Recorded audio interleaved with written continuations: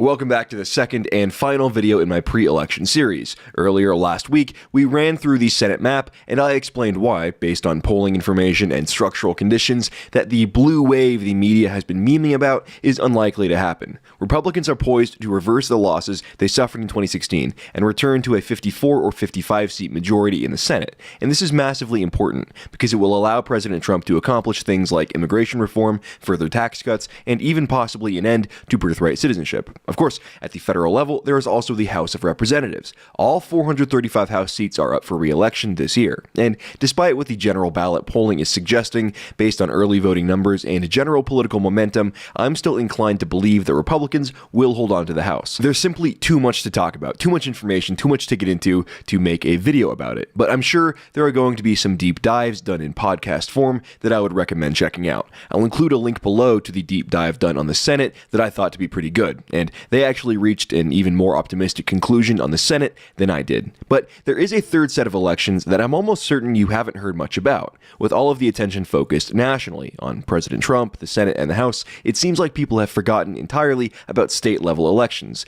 These are the elections closer to the bottom of your ballot, the ones you might forget to mark because you don't know what's going on, so you just leave them blank. But in many cases, these races are just as, if not more important, than your local congressman. In this video, I want to talk specifically about governorships, the chief executive of every state across America. In addition to all 435 representatives and 30-something senators, over half of the nation's governorships are up for grabs this election cycle. 36 out of 50 governors are up for re-election this year, and unlike the Senate map, this map looks extremely advantageous for the Democratic Party. You see, while senators have no term limits and can run forever until they die, most states have limits on how many terms a governor can serve. And in most cases, this is 2 terms. So not only do we see a lot of gubernatorial elections this year, we see a ton of open seats where governors have been term limited out of office. This video will be divided into 4 parts. First, what do governors even do, and why do they matter? Second, what issues are going to come up for governors over the next 4 to 6 years? Then, I won't go deeply into detail in each state, but I'll offer my predictions about how each race will shape up and what the balance of power will look like after the dust is settled. And finally, we'll talk about why local politics matter.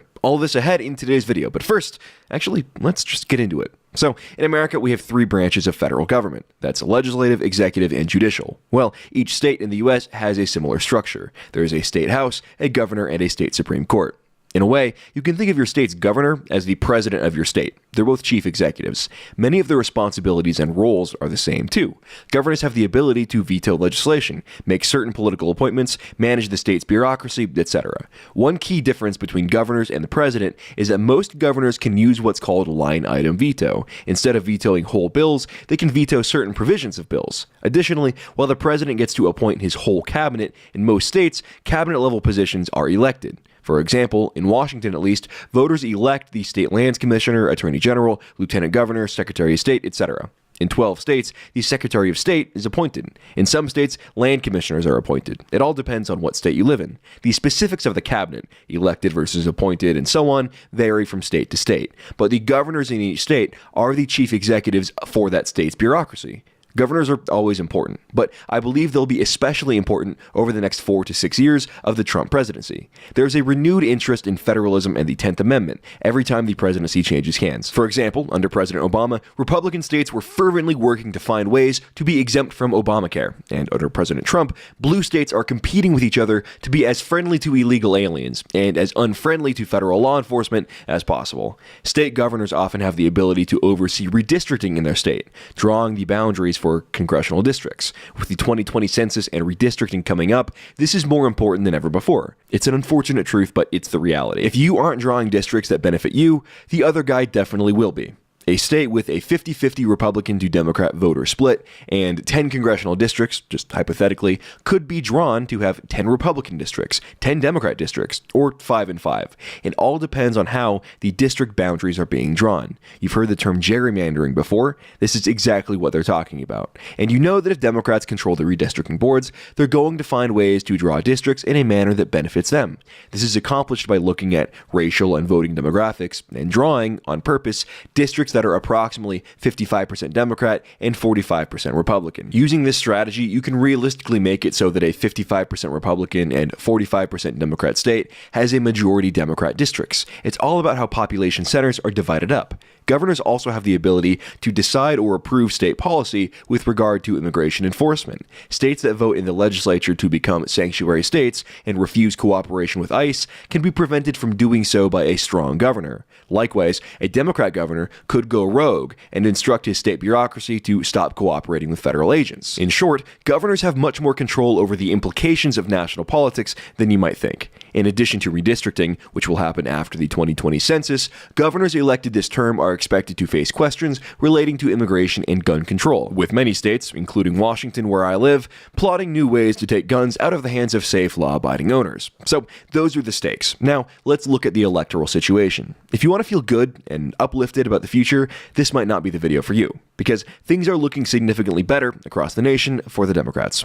Here's the big picture. Currently, there are 16 Democrat governors, 33 Republicans, and 1 independent. It's worth noting that since the Tea Party surge in 2010, Republicans have been extremely successful at the state level all across the country. But with that high number of Republican governors comes a high number of offices to defend. And with the limited number of incumbents, there are quite a few races that are free-for-alls, totally up in the air. Additionally, the lower profile of gubernatorial races as compared to Senate races means that polling here is much more sparse. For many of these races, only 2 or 3 polls have been conducted in totality, meaning that we could all be in for a shock on election day. As usual, we will not be talking about races that are not up for re-election, safe offices, or the races rated as likely wins. We'll be talking in today's video about the leaning races and the toss-ups. If you recall from the Senate video, there were 33 seats up for election and only 6 races rated as toss-ups. There are 36 gubernatorial contests that will be decided tomorrow, November 6th, and RCP has 11 of them rated as toss-ups at the time of this video being written.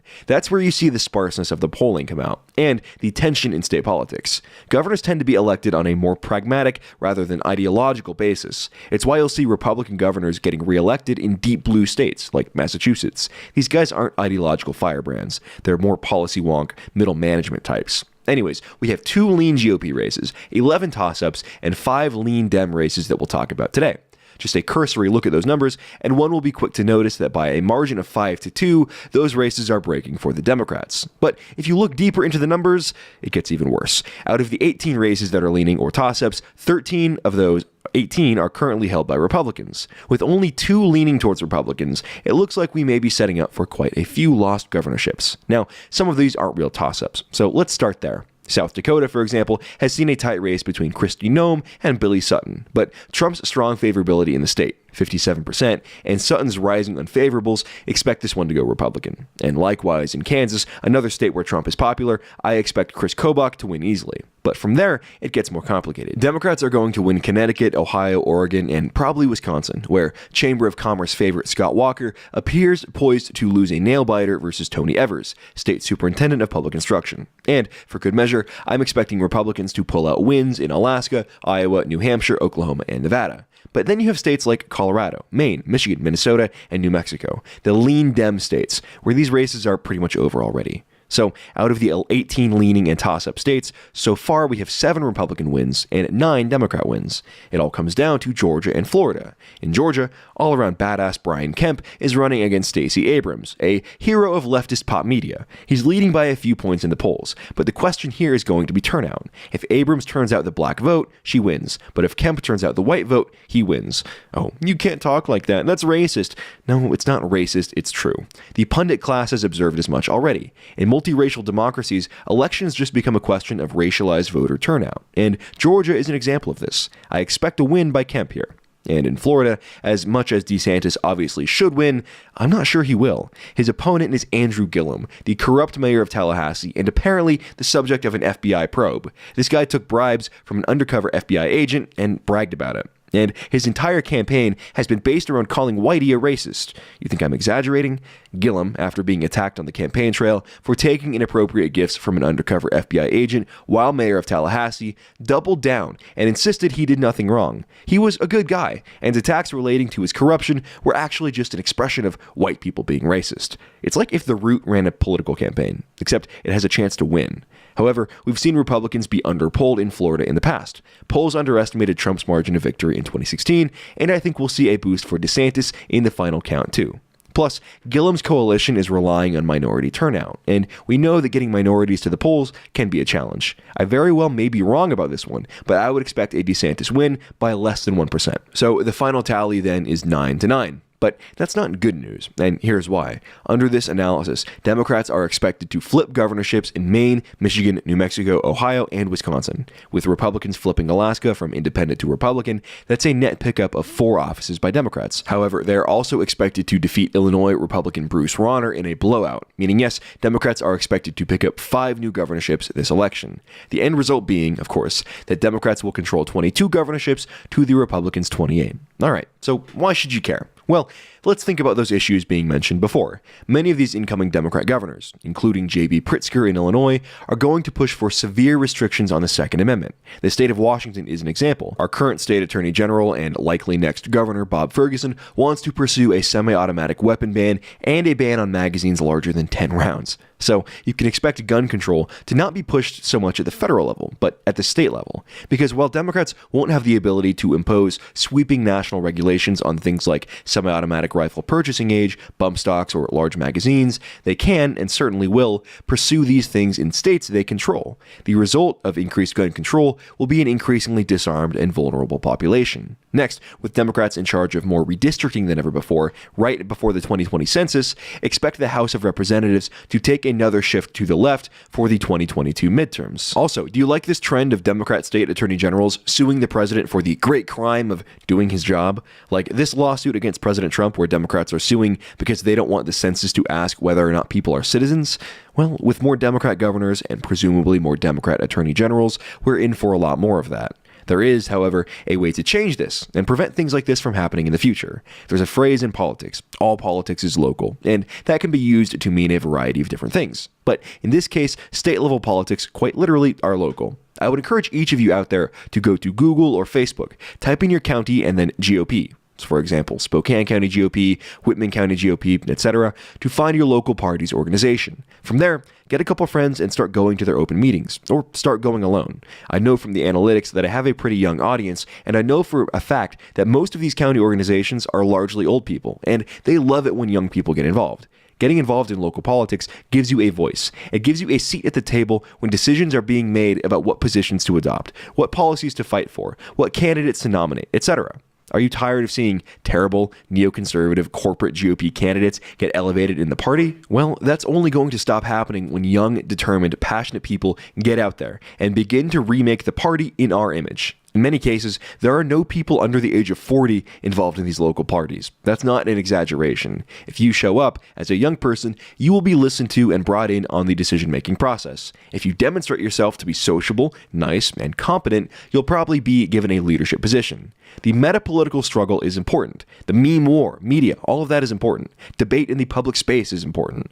But taking control of these institutions that we can and remaking them in a younger, more America-first image, that is a powerful vector of activism that hasn't really been explored yet. If you're sitting there looking for some way to get involved, some way to help change things, some way that you can spend a few hours a week actually trying to make things better in the real world, not online, consider getting involved in local politics. Not only will you begin building a network, which could prove to be extremely valuable, you'll also be able to convince people with political influence of your ideas. So, as the election results start pouring in tomorrow, and everyone is paying attention to the House and Senate races, don't forget about the very important races going on locally, too. And remember, if you don't like the candidates running, through some smart networking and hard work, you can have a say over who runs for those offices in the future.